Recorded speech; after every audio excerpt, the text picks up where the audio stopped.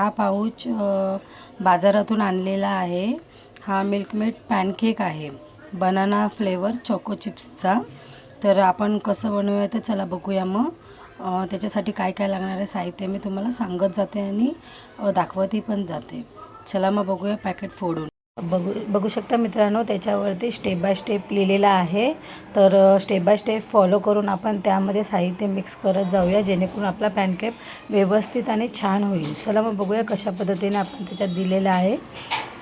First स्टेपमध्ये 1 चम्मच oil आणि 1 ते 2 चम्मच आपल्याला दूध मिक्स करून घ्यायचं आहे। तर बघूया पॅकेटमध्ये कसं आहे पावडर।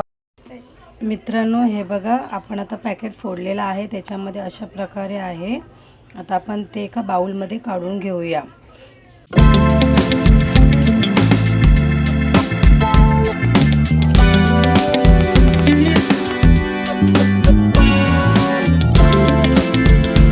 आता आपण त्यामध्ये थोडंसं तेल टाकणार आहोत।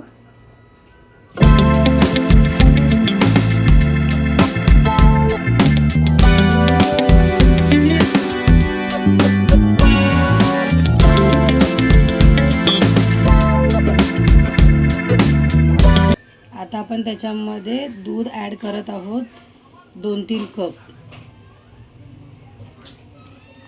आणि थोडं थोडं करून दूध जरा ॲड करा, जेणेकरून तुम्हाला त्याचा अंदाज येईल। नाहीतर आपला बॅटर पातळ होऊ शकतो आणि त्याने आपलं पॅनकेक तयार होणार नाही। तर मग आपण बघूया, बघा अशा पद्धतीने आपण व्यवस्थित मिक्स करून घेऊया। आणि जर आपल्याला वाटलं तर आपण त्याच्यामध्ये थोडंसं दूध नंतर ॲड करू शकतो। हे बघा मित्रांनो, आपण अशा पद्धतीने हे करून घेतलेलं आहे, इतकं पातळ। चला मग आता पॅनकेक आपण तव्यावरती टाकूया। आपण तव्याला थोडंसं तेल लावत आहोत।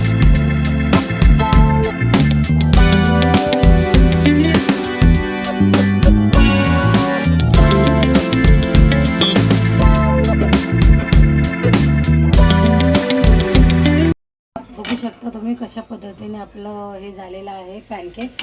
आज आपण त्याला पलटी करूया। बघा मित्रांनो, शेकलेलं आहे।